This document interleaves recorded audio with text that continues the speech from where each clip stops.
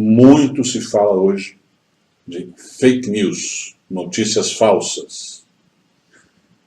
Uma matéria do jornal Nexo, em janeiro agora de 2018, tinha o seguinte título: Como as fake news podem ser um incentivo à alfabetização mediática.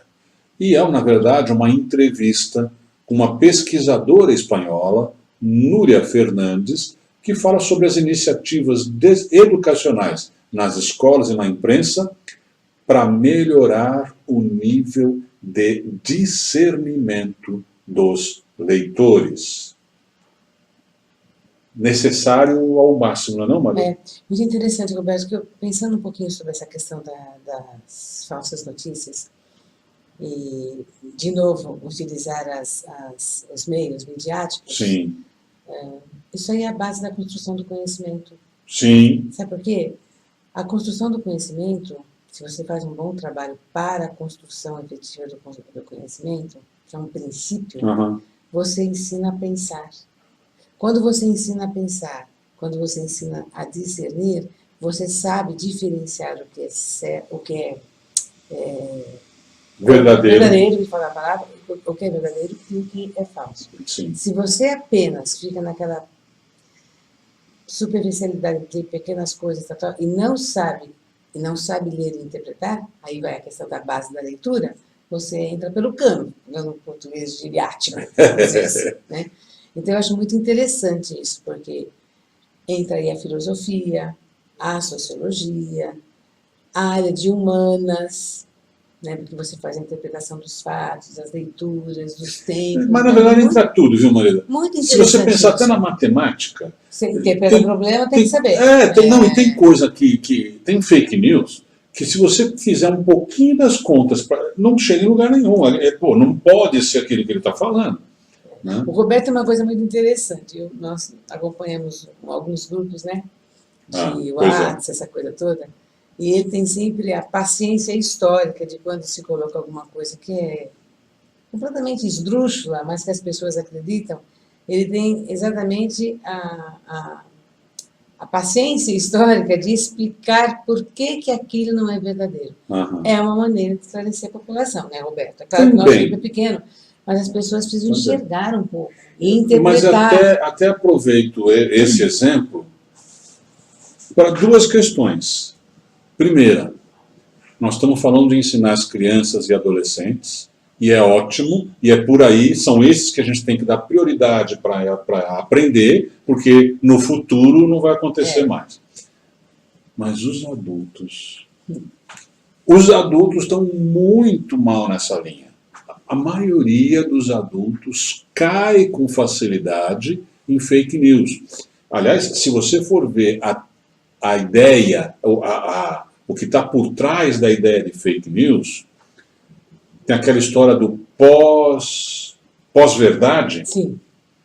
É um pouco essa linha. O que é o pós-verdade? Eu acredito no que eu quero acreditar e não no que está acontecendo. Isso. Não, a realidade passa a ser secundária. Fake news é um pouco isso.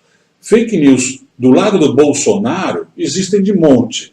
Fake news do lado do Lula existe de monte. E aí? Então, veja, os adultos estão muito mal nessa história, também. Tão mal porque não estão acostumados a pensar, né, Alberto? Por isso, sim, não estão acostumados a pensar, não querem, porque cansa, né? Cansa pensar. Mas eu acho que é fundamental isso. Você pega os países de primeiro mundo, nas conversas que você tem, às vezes, com pessoas de outros países, são conversas muito agradáveis, porém muito profundas. Aqui, se você vai fazer uma conversa profunda, a pessoa fala, não quero. Pois é, mas vamos lá, concordo, mas pega então essas pessoas que falam profundamente. Elas caem feito patinhos no fake news também. Se forem fanáticos de um ponto de vista, caem mesmo. Não, mas nem tanto pelo fanatismo às vezes. O que estão dizendo, então, praticamente provaram. Brexit, aquela história lá da Inglaterra, sair da comunidade europeia, foi influenciada por gente fazendo fake news. Eleição do Trump foi influenciada por fake news. Mesmo as pessoas mais cultas, elas são cultas no sentido de deter mais cultura, mas não de saber produzir alguma coisa, de saber distinguir algumas coisas. Eu concordo com você, apenas com um adendo. Se for uma pessoa que só foca naquilo e não tem a visão do mundo, sim, batata que vai cair. Claro, claro. Porque aí é uma questão mais de... hoje, para mim, não é só a religião que exige fé. A maior parte dessas políticas, seja de um lado, seja de outro, e por política nem só política políticos e partidos políticos, mas a questão de gênero, a questão de escola sem partido, tem tantas coisas que você vai com a sua fé. Eu acredito que isso é uma desgraça e não tem nada para discutir. O outro lado, eu acredito que uma desgraça é como está e eu não tenho nada para discutir. E, pela fé, eu só vou ler aquilo que me interessa. Só vou acreditar na leitura daquilo que me interessar. Aí fica complicado mesmo. A gente tem que ler de tudo, para você chegar à sua conclusão. Isso. Mas a pessoa...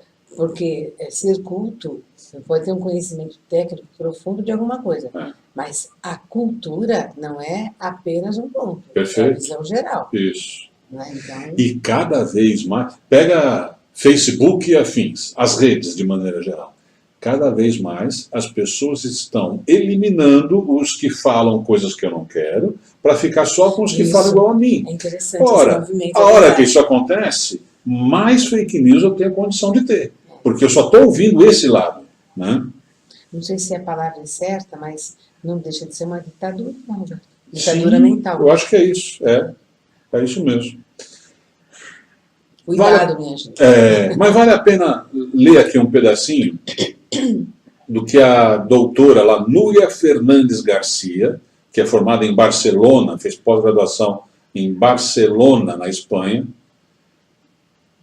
Ela diz o seguinte: todo esse debate sobre as fake news trouxe consigo a oportunidade de impulsionar, sobretudo entre as crianças e jovens, o estudo sobre as formas de produção, de disseminação e de consumo das notícias no mundo de hoje.